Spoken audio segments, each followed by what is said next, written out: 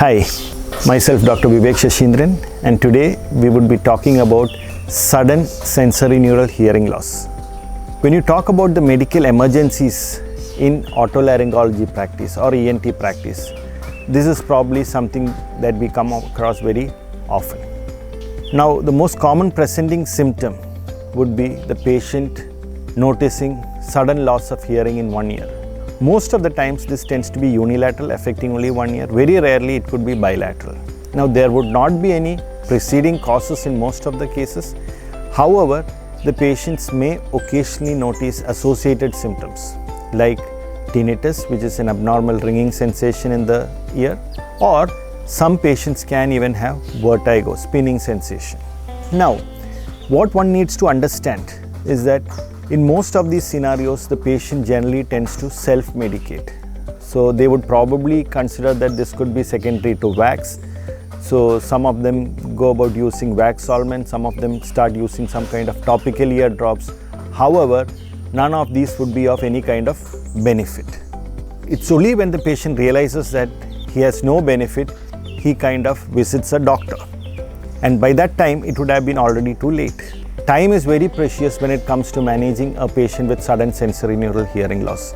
Now, you need to understand that the minute you diagnose the hearing loss, the earlier you diagnose the hearing loss, the earlier you initiate the treatment, the better is the chance of recovery.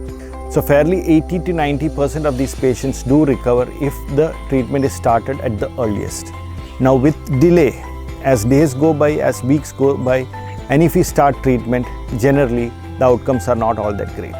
The treatment of choice is steroids. So steroids can be given in the form of oral medications or injectables. So this is usually tapered over few weeks, and the patient is periodically assessed with the help of an audiogram.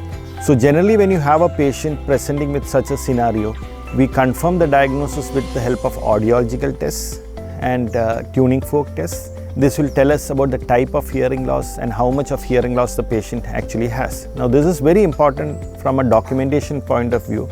And subsequently, when we are following up these patients, to know that if the patient is having any kind of improvement, we can kind of compare it with the audiogram taken prior to initiation of treatment. So the patients would require serial audiograms during the course of treatment. Now, there is a small subset of patients who would not show any kind of improvement with steroids. Again, steroids, apart from oral and injectables, we also kind of directly inject steroids into the tympanic membrane. So these are different options available for treating a patient with sudden sensorineural hearing loss.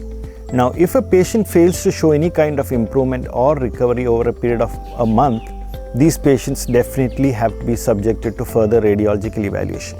Now, there is a small subset of patients who could present with sudden hearing loss. Now, this is a very uncommon or atypical presentation of patients who have a small kind of tumor which arises from the auditory nerve or the hearing nerve, which we refer to as the acoustic neuroma or vestibular schwannoma. So it's important that we kind of pick up these patients as well, and this is something that we'll have to have in mind when we deal with patients of sudden sensorineural hearing loss who do not improve with steroids.